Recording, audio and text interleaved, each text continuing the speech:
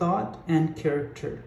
The aphorism, as a man thinketh in his heart, so is he, not only embraces the whole of a man's being, but is so comprehensive as to reach out to every condition and circumstance of his life. A man is literally what he thinks, his character being the complete sum of all his thoughts. As the plant springs from and could not be without the seed, so every act of man springs from the hidden seed of thought, and could not have appeared without them.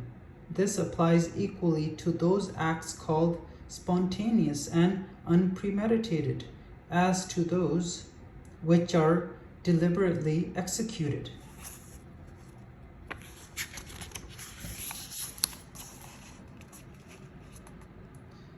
Act is the blossom of thought, and joy and suffering are its fruits. Thus does a man garner in the sweets and bitter fruitage of his own husbandry. Thought in the mind hath made us what we are. By thought was wrought and built. If a man's mind hath evil thoughts, pain comes on him as comes the wheel, the ox behind. If one endure in purity of thought, joy follows him as his own shadow sure. Man is a growth by law, and not a creation by artifice. And cause and effect is as absolute and undeviating in the hidden realm of thought as in the world of visible and material things. A noble and godlike character is not a thing of favor or chance, but is the natural result of continued effort in the right thinking, the effect of long-cherished association with godlike thoughts. An ignoble and bestial character, by the same process, is the result of the continued harboring of groveling thoughts. Man is made or unmade by himself. In the armory of thought, he forges the weapons by which he destroys himself. He also fashions the tools with which he builds for himself heavenly mansions of joy and strength and peace. By the right choice and true application of thought, man ascends to the divine perfection. By the abuse and wrong application of thought, he descends below the level of the beast. Between these two extremes are all the grades of character, and man is their maker and master.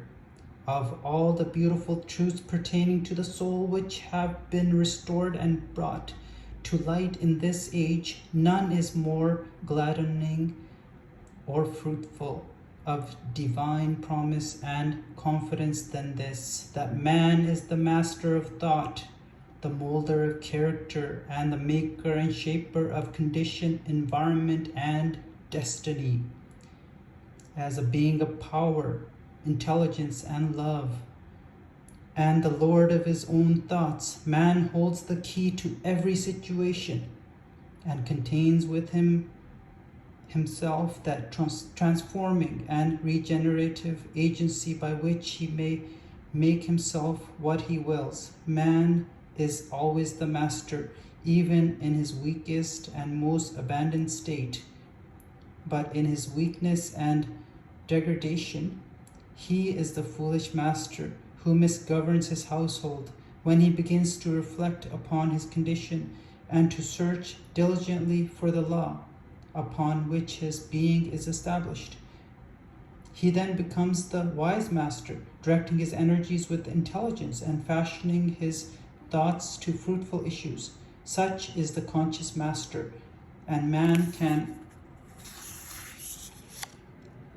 only thus become by discovering within himself the laws of thought, which discovery is totally a matter of application, self-analysis, and experience. Only by much searching and mining are gold and diamonds obtained, and man can find every truth connected with his being if he will dig deep into the mine of his soul, and that he is the maker of his character, the molder of his life, and the builder of his destiny, he may unerringly prove if he will watch, control, and alter his thoughts, tracing their effects upon himself, upon others, and upon his life and circumstances, linking cause and effect by patience, practice, and investigation, by utilizing his every experience, even to the most trivial, everyday occurrence, as a means of obtaining that knowledge of himself, which is understanding, wisdom, power.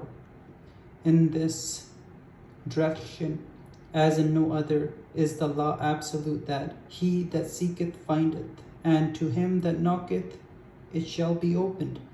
For only by patience, practice, and ceaseless importunity can a man enter the door of the temple of knowledge.